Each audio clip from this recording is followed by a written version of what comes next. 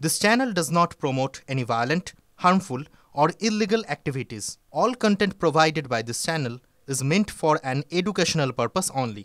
Top quality और consistent performance के लिए सिर्फ सिल्वर पंप नाम याद रखना। প্রথমেই তাদের যে বক্তব্য যে এই ডিএর একটা বড় অংশ কেন্দ্রীয় সরকারের থেকে আসে, ফলে রাজ্য সরকার যে কথা বলছেন, সুপ্রিম কোর্টের রাজ্য সরকারের আইনজীবী অভিষেক মনু সিংভি আজকে যে কথা বলেছেন সেটা মিথ্যে কথা। আমরা এখানে যারা রয়েছেন 841 দিন ধরে তারা অবস্থান করছেন, একবার কথা বলে নেওয়ার আমরা চেষ্টা করব যারা রয়েছেন তাদের সঙ্গে।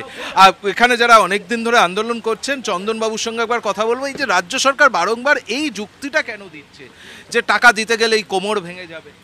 এটা অ্যাকচুয়ালি সরকার তো সরকারি কর্মচারীদের ডিএটা মেরে সরকার মোচ্ছব করছে। এক কথায় বলতে গেলে টাকাটাকে দিয়ে ভোট কিনতে চাইছে। সরকারের কোমরটা ভাঙবে এই জায়গাটায়, আর ভোটটা কিনতে পারবে না।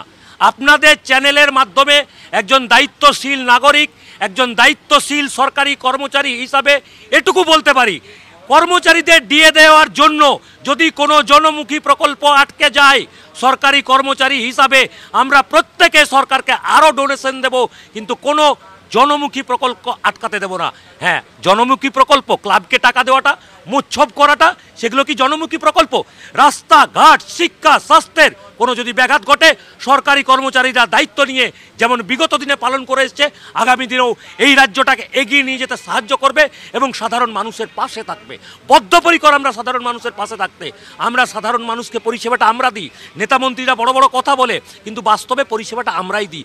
দুয়ারে সরকার বলুন আর যে কোনো প্রকল্প এই সরকারি কর্মচারীদের হাত দিয়েই হয়।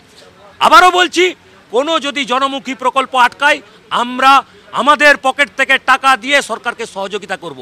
কিন্তু তার আগে এটা তো বুঝতে হবে, আপনি যদি দিতে না পারেন, কেউ তো মাথার দিব্যি দেয়নি, আপনার ক্ষমতায় থাকতে হবে, আপনি ছেড়ে চলে যান। অন্য যে সরকার আসবে, নতুনভাবে নির্বাচন হোক, নতুনভাবে সরকার আসুক, সেই সরকার বুঝে নেবে। আপনি যখন বলছেন কোমর ভেঙে যাবে, ভাঙা কোমর নিয়ে দাঁড়াতে পারবেন না, তাহলে চলে যান। যে কোনো একটা করতে হবে, হয় সরকারি কর্মচারীদের বকেয়া মিটিয়ে দিতে হবে, আর মিথ্যে কথাটা বন্ধ করতে হবে, নচেত আপনি দায়িত্ব ছেড়ে চলে যান।